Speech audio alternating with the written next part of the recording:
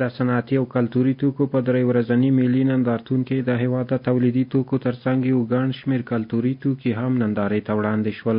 د کابل ښار په جوشیر سیمه کې دغه ملي نندارتون جوړ شوی چې د هیواد د بېلابېلو ولایتونو د تولیدي شرکتونو او فابریکو تولیدات، د میرمنو لاسي توکي، ښځینه جامې، د هیواد کرنیز محصولات پکې نندارې ته وړاندې شوي دي. همدارنګه یو ګڼ شمېر علمي اثار، کتابونه، نقاشۍ، د هیواد د کلتوري او طبیعي سیمو منظرې پکې نندارې ته وړاندې شوي دي.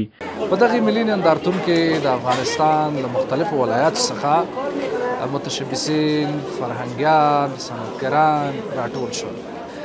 دغه نندارتون هدف د افغانستان داخلي تولید، صنعت، فرهنګ د ودې لپاره او صنعتکاران، فرهنګیان غوښتل چې خپل محصولات، تولیدات نندارې ته وړاندې کړي چې خوشبختانه موږ د ټول افغانستان څخه 2500 غرفې په دې نندارتون کې منګه جوړې کړلې. دغه نندارتون هم د افغانستان په ډیر ښایسته ځای کې سینما پامیر، اسماعي واټ، جوشیر ماشینخانه کې جوړ شو. له دغه نندارتون څخه زرګونه هیوادوال هره ورځ لیدنه کوي. همدارنګه د ښوونځیو زده کوونکي، ماشومان او د هیواد علمي او فرهنګي کسان هلته ورځي او د علمي او کلتوري آثارو څخه لیدنه کوي. این کتاب برای من داستان‌های 5 دقیقه قبل از خواب کتاب خوبش بود که مرا خوشم آمد، میخرمش. من صنف 6 خلاص کردم. اجازه بدن مکتبا را باز کنن که درس دخترها بتونن تا مرتبه بالا بروند.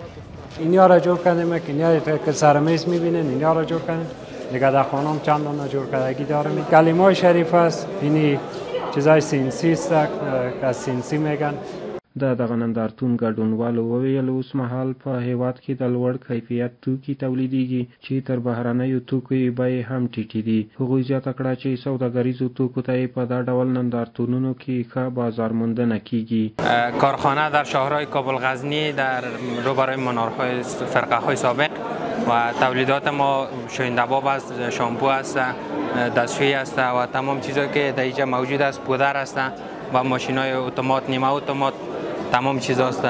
دیگه این چیزایی که می‌بینین با قیمت بسیار مناسب و کیفیت بسیار بالا، چون بسیار از مردم میان از مالان دیدن میکنن و در برابرشون که یک دفعه استفاده میکنن کیفیتش میبینن، باز تقاضاش در بازار زیادتر میشه. کیفیتش چون سرتیفیکت آیسیو هم داره و با خارج هم چندین بار صادر هم شده. پودرای ما بسیار کیفیت بالا و تمام چیزای ما که در کل که هست کیفیت بسیار عالی و بسیار برند جور میشه.